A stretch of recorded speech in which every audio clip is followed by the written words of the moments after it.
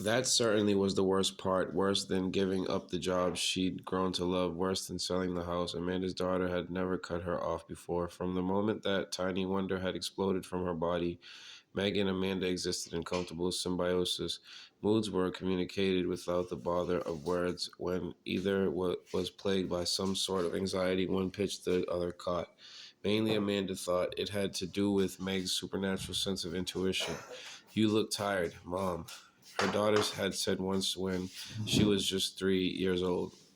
Maybe you need a nap. Her precautiousness progressed from there. I like your hair, but you could use more layers in the front. Mom, after you hang out with Tara's mom, you get a little mean. I've noticed. I think she's too competitive. Siamese twins, Mark would grumble when he felt particularly left out. Besties, which would be true, except Amanda and Meg weren't friends.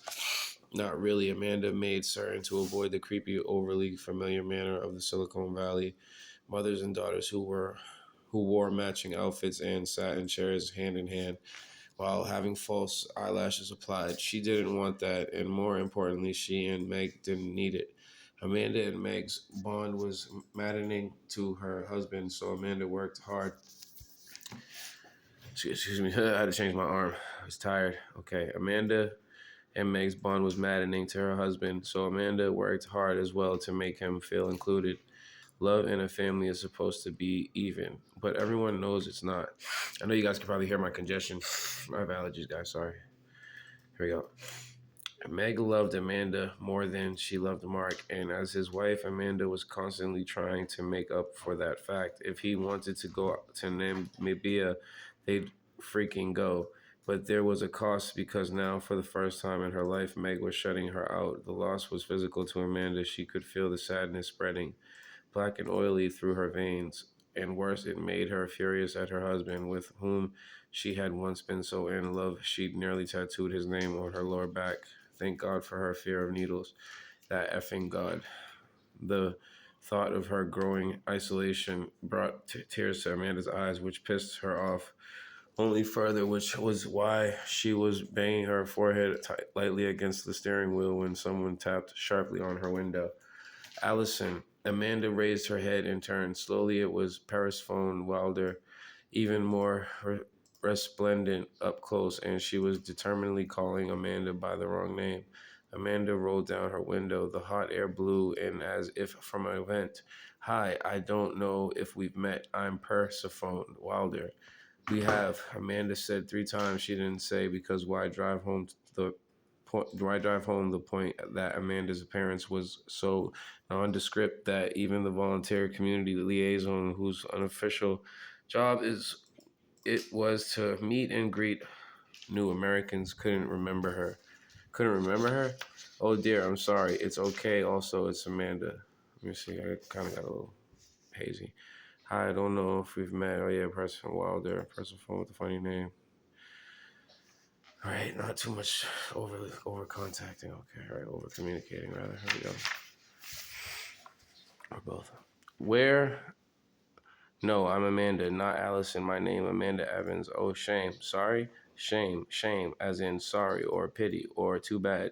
It's an Afrikaans phrase. Are you from South Africa? Persephone straightened up, resting her hands on her narrow hips. No. Well, we're all from Southern Africa now, aren't we? But no, I'm from Virginia. Still, whenever I'm at a post, I try to become as local as possible, because locals always dress like the love child of Lily Pulitzer and Moses, Amanda thought. And then please let me not have said that one out loud. Wrong foot, wrong shoe. Okay, well, Amanda, I assume you have children. If I don't, call the cops because this would be a weird place for me to park.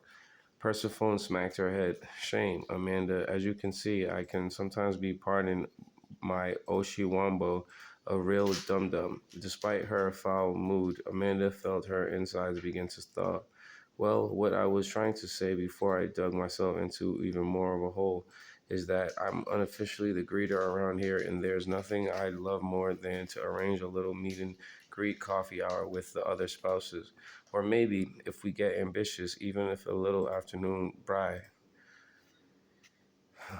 Okay, sorry.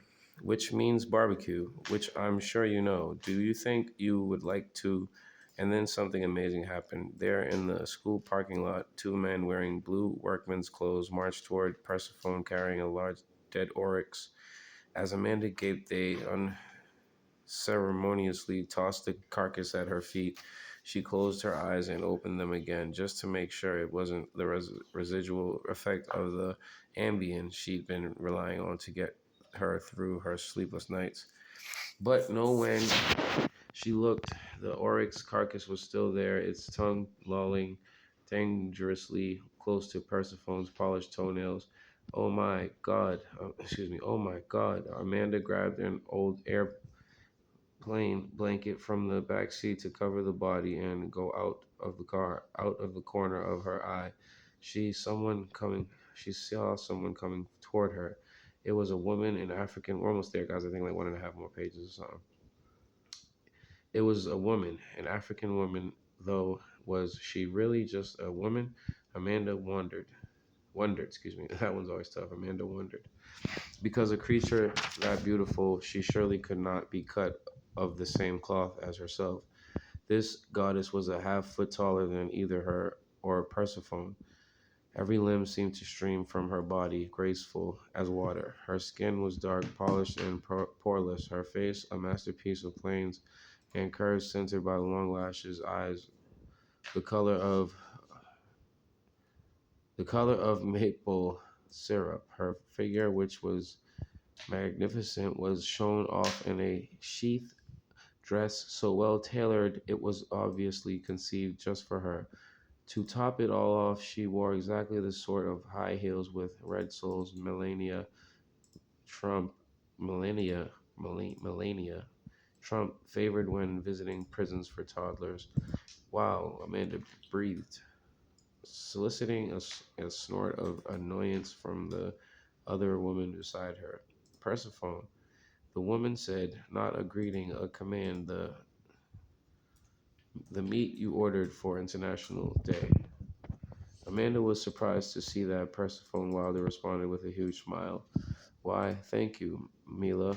So wonderful of you. It's a bit early as the event, excuse me, is the, oh my God, so funny. These people are so funny with their books.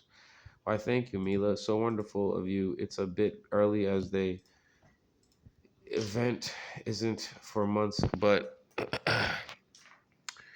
you need to be prepared. Persephone, actually, Persephone. Oh, that's probably trying to be funny. Mila enunciated each syllable with what seemed to be disdain. The day does speak up on you. And tell Adam to call me about our meeting tomorrow. She paused and looked at Amanda. Please. Oh, I'm sorry. This is. But the woman named Mila had already turned and floated away. Persephone put her hand on her forehead, tapping her hairline with her index finger. Wow, Amanda said again. Persephone shot her a murderous look. Oh, sorry.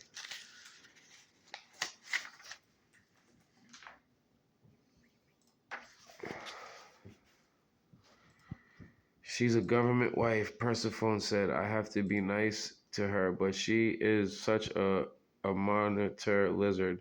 A stunning one, said Amanda. Shame, Persephone said. Damn shame. She looked at the brown playing field where some tiny hatted figures limply kicked a soccer ball back and forth in the scorching sun. Actually, monitor lizards are amazing animals. They can live for months on an ounce of water, and their tails are strong enough to beat off lions. Huh? Amanda said, still staring at the dead oryx. Though my favorite animal, of course, is the rhino. Amanda Amanda cocked her head. Persephone Wilder seemed to be talking to her own personal god, so extraordinary, so elegant. Yep, they're nice, Amanda answered, bewildered. She held up the airplane blanket. Persephone took it, smiled, and threw it over the corpse. Good sirs, she called to the two men in blue, though they were standing right beside her. There's a 10 in it for each of you. Just place this neatly in the trunk. Thank you. She turned back to Amanda. Well, Amanda Evans, it looks like I'm off to the butcher. But tell you what, follow me, and afterward we'll go to my house. Well, oh, come, you're an unemployed expat in Namibia. What else do you have to do? I'd say I'll make you coffee, but the truth is, despite the fact that it's 40 minutes shy of 8 a.m., I'm already in need of a real drink. All right, guys, made it to chapter 2. 16 pages, chapter 1, so chapter 17 is going to start chapter 2. Taking a break.